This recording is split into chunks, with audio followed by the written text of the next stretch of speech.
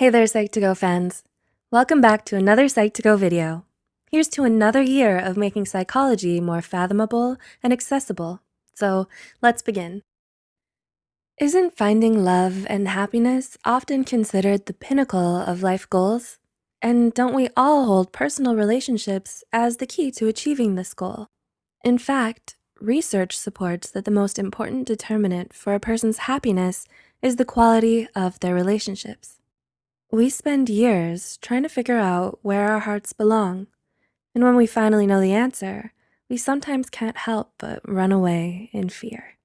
To be emotionally vulnerable with someone isn't for the faint of heart. Having a fear of intimacy is perfectly understandable, especially if you have a history of failed relationships and emotionally distant or absentee parents.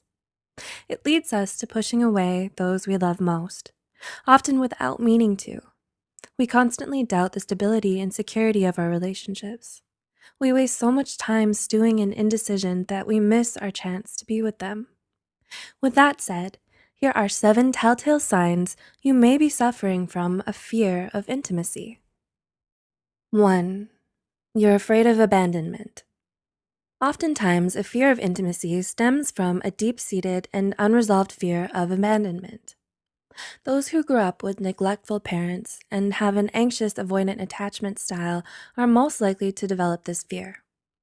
With this fear at the back of your mind, you learn to adopt a positive view of yourself, but a negative view of others, thinking the only person I can ever truly count on is myself. You think that it's always better to leave before you're the one who's left behind, and so you're reluctant to let people in and struggle with long-term commitment. 2. You're fiercely independent. Don't get me wrong, there's nothing wrong with being independent. Of course, it's good to be competent, knowledgeable, and self-sufficient, but you should also know how to ask for help when you need it. If you're too independent, you will try to do everything on your own because you take pride in never needing anything from anyone. In a lot of ways, it's what makes you feel in control of your own life and enables you to keep your emotional distance from people by never allowing yourself to depend on them or need them. You are feeding your fear of intimacy by making sure you never have to succumb to having others fulfill your needs. Your independence gives you freedom by keeping everyone at arm's length. 3. You always fall for the wrong ones.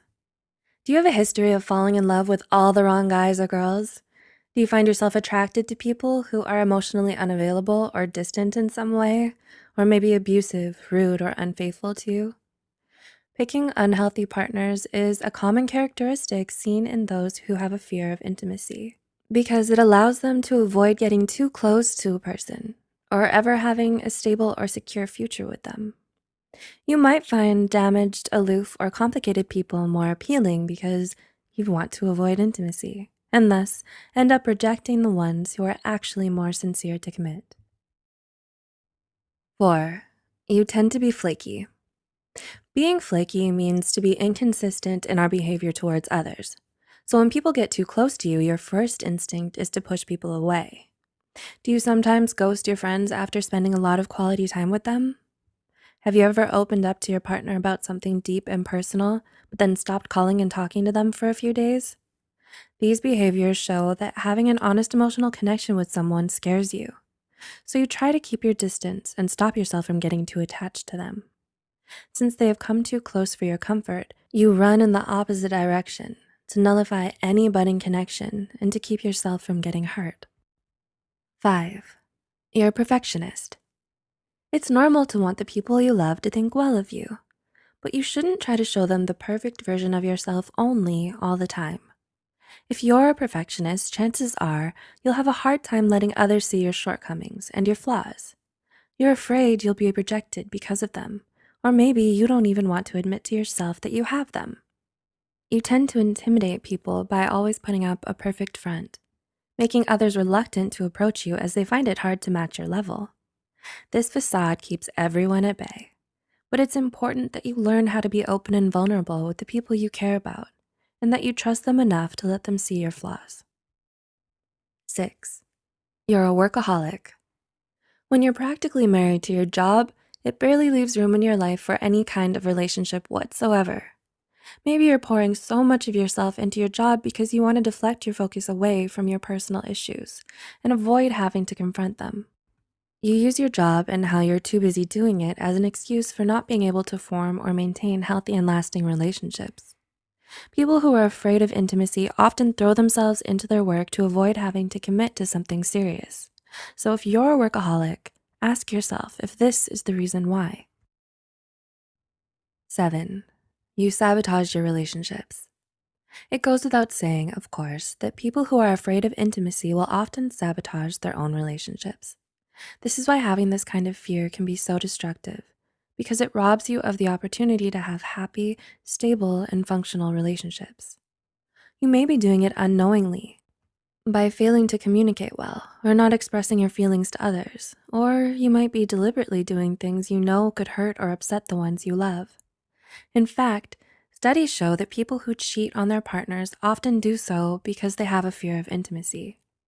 While it's easy to see why being afraid of intimacy and commitment can keep us from being happy, it's harder to change when we're already so set in our ways.